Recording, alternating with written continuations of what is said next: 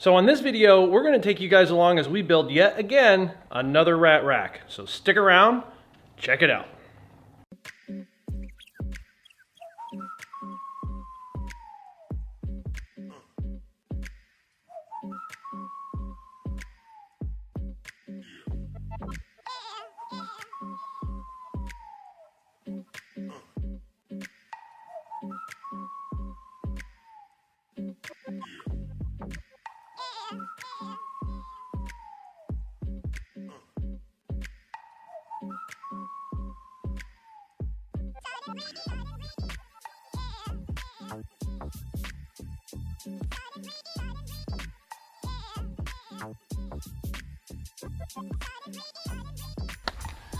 Definitely gonna have to buy more. 7.5 foot boards. There goes that math. Sometimes you just gotta read the small print.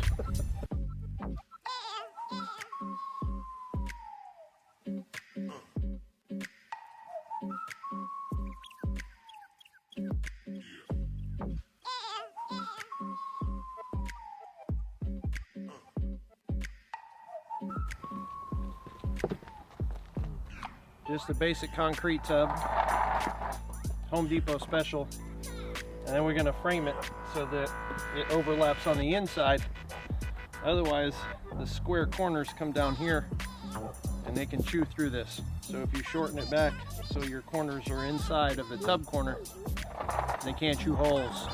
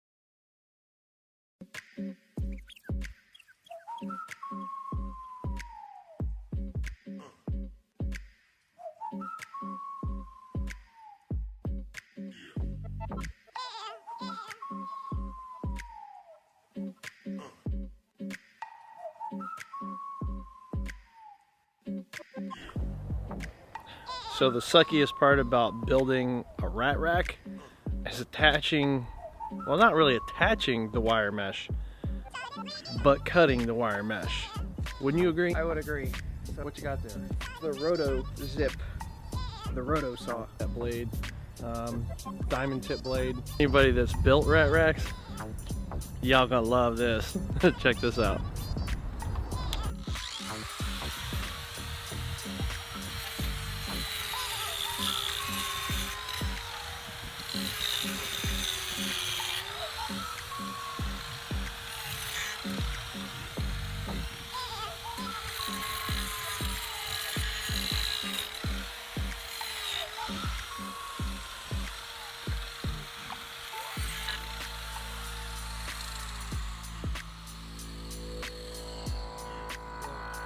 In on this a little bit so you can see it. I mean, it's a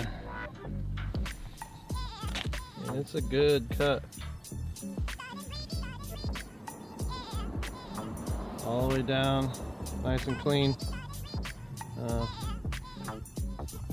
So yeah, make short work of this stuff. Yeah, that's what you look like.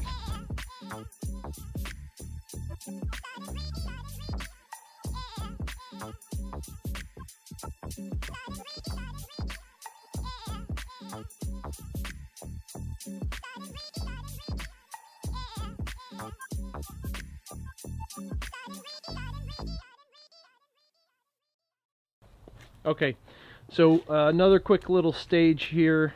You can see we got a couple levels on, and then this is probably not an original idea, but an idea that we had to put a divider in here, which most people do, but they keep them flush with this, and it kind of keeps the food in one side. You can have your water dropper over there or whatever.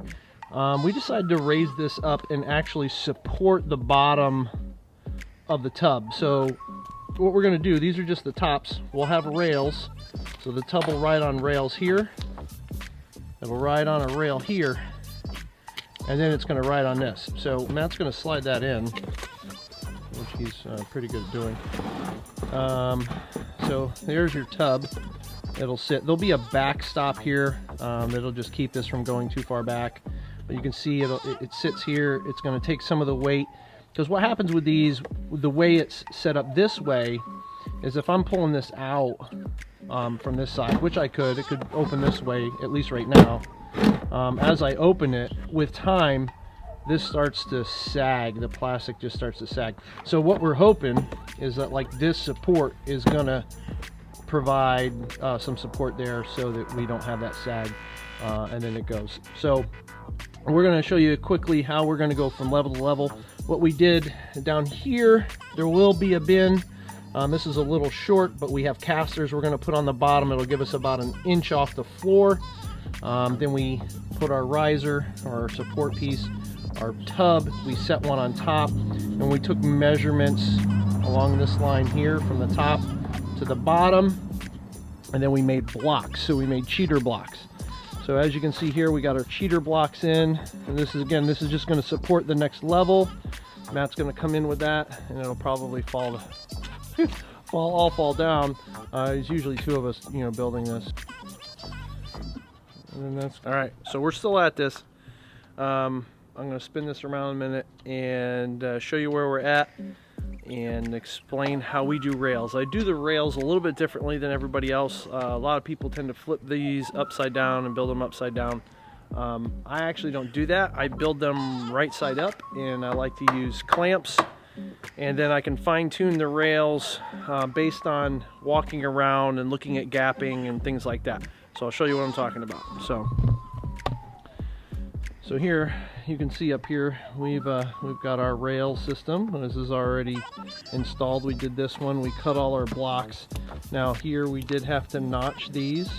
There's no screws back here. We're actually going to screw these here through another board that's going to go in the back, that's going to act as a stop to keep these from going, keep this from going too far.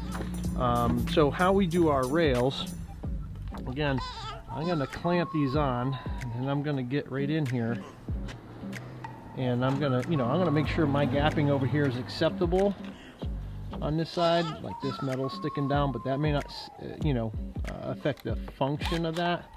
And then I'm going to come around, I'm going to check all the sides and make sure that this this doesn't feel too tight. Again, it's tough with the clamps because they bind here. I can't get a full feel, but I can get a good visual looking up in here, making sure I don't have too much gapping. And then these are screwed once in the front. Now, what I can do around this side is, you can see there's some play in that board. That's on purpose. So if this is gapped too much down here, again, I can bring, you can see that gap change right there. We can bring that up, and all I'm doing here is lifting here. So if I need to adjust this, fix this gapping, once this board comes all the full length, I can lift up on this and put the screws in, and then that makes this nice and tight in the back.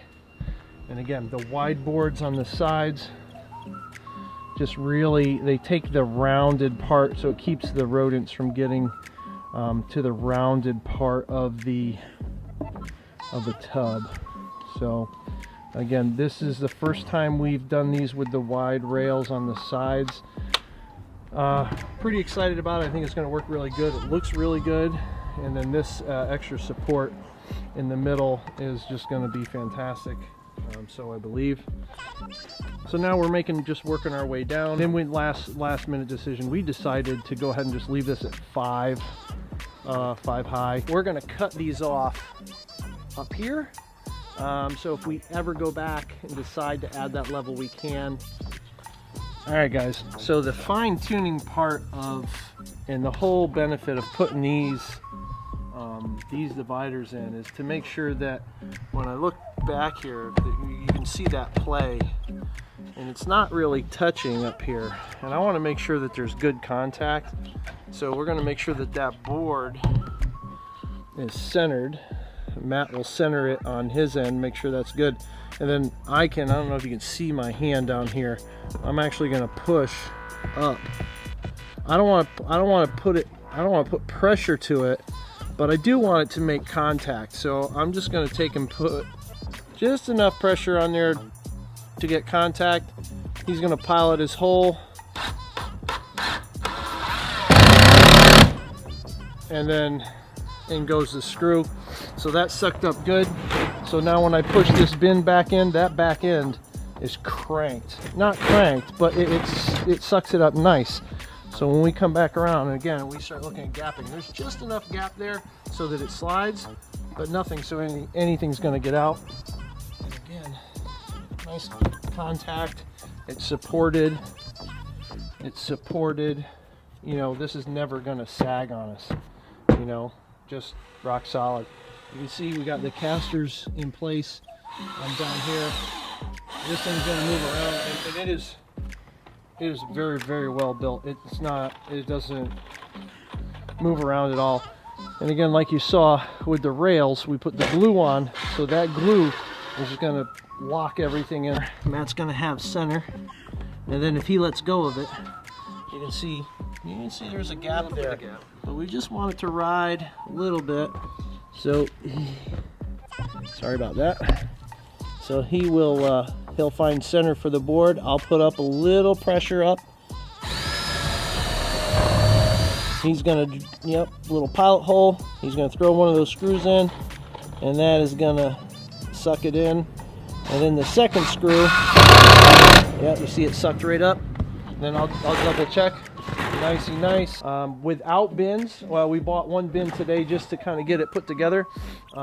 Is gonna run about $100. The bins are 12 bucks a piece, and there's 5 bins. It's another 60 bucks.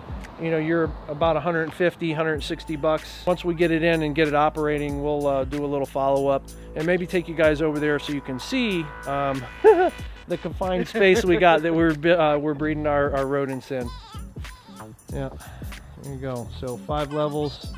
And of course you can see it's about 3 times taller than Matt. That's because Matt's so short. He will need like a full scale extension ladder to get to that top bin. And I really like the way this has come out, how sturdy it is, the way it looks like it's going to function, the support that these tubs have, and the ease of getting them in and out, being able to put food in and still having the dividers and that kind of thing. So, well, there you go. So in total, we started around noon. It is currently 7 o'clock, so about 7 hours, but that's cleaned up, set up, the whole 9 yards. And we had forgot some pieces, had to run back to the store and come back. So probably all in all, probably about 5.5 hours. No schematics, we just kind of built it based off of doing numbers on the fly, and how we wanted to see things a little bit different this time from the other racks we built. Right. And all in all, I think it came out a whole lot better. Rock solid rack. I mean, the other ones we really tried to cheap on the wood, if you will, and got smaller stuff. And yeah, we built those, gosh, probably about three years ago, and it was kind of our first time building those. And just the difference between this rack and the rack that we built, it's 1,000 times better. Yeah, for sure. So it's not rickety. It doesn't, like, we didn't have to put cross pieces on. All the support where we needed the support. So like I said before, when we were closing out the last little clip, or longer clip, we'll get this up and running. We're going to trial it, see how it goes, get some breeding groups in there, and then we'll probably bring you along and kind of see the rodent shed, which is what we use. We have like an 8x12 shed. And actually, if any of you guys are from the Northeast or anywhere that's cold, if you guys happen to have any ideas on heat exchangers, or even like being able to get water plumbed out to the shed without having to worry about it freezing during the winter time. If you guys got any of those ideas, that would be great. If you guys can just drop them down in the comments, we would love to see them. What we're trying to do is get away from the buckets. We have general ideas of how it works, but physically and physiologically, that's more human beings, physiologically. physics-wise. All that said, guys, again, thanks for watching. This was kind of like an impromptu. We weren't really planning to build. Anyway, right. like, subscribe, all those comments down below, and we'll see you guys on the next video. Y'all take care.